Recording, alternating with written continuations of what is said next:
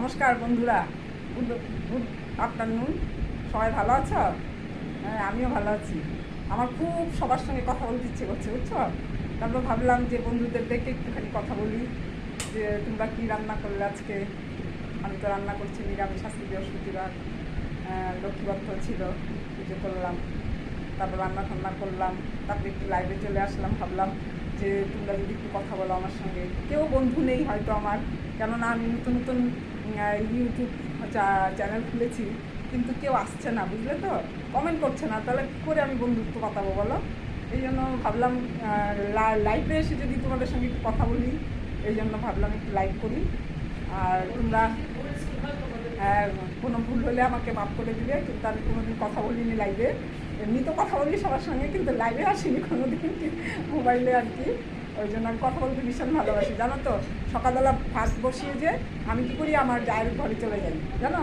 চলে গিয়ে জায়ের সঙ্গে একটু কথা বলি। ওর মা এসছে, মা বলে তুমি বসো তো একটু, বসো তো একটু। আমি বলি যে না, কাজ আছে তো, কী করে বলবো। তবে একটু বসি আর কি। পরে চা খেয়ে যাও, আমি বললাম তো আমি চা খেয়ে এসেছি। তারপর ওই আর কি কথা বলতে বলতে সব কিছু করি আর কি। হ্যাঁ, এই জন্য আর কি একটু কথা বলতে ভালোবাসি বলে তোমাদের ডাকলাম যে কে আছো। অনেক থেকে কাউকে দেখছি না, তবুও কথা বলছি। যদি ভালো লাগে তোমার, তাহলে কথা বলবে আমার সঙ্গে। আমি আসাম নগাঁতে থাকি, আর আমার একটাই মেয়ে, আর আমার হাজব্যান্ড বিজনেস করে। আমার মেয়েকে বিয়ে দিয়ে দিয়েছি। এখন অফ টাইম আমার, এখন আর কোনো কাজ নেই।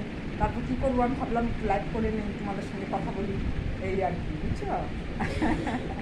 আমি কথা বলতে ভীষণ ভালোবাসি, যেখানেই যাই, আমার যে কোনো জায়গায় গেলে বন্ধুত্ব হয়ে যায়, কেননা আমি কথা বলতে খুব ভালোবাসি। এই জন্য জানো তো, আমার হাজব্যান্ড বলে তুমি এত কথা বলো যে তোমার বন্ধু চলে আসবে তো। তখন বলে কি হ্যাঁ, খুব বন্ধুত্ব হচ্ছে তোমার। তা সবাই তো আর ভালো না, তা ভাবলাম, তারপরে এই জন্য আর কি করলাম, বুঝলে। তোমাদের সঙ্গে একটু কথা বলতে ইচ্ছে করলো, তাই লাইভে আসলাম।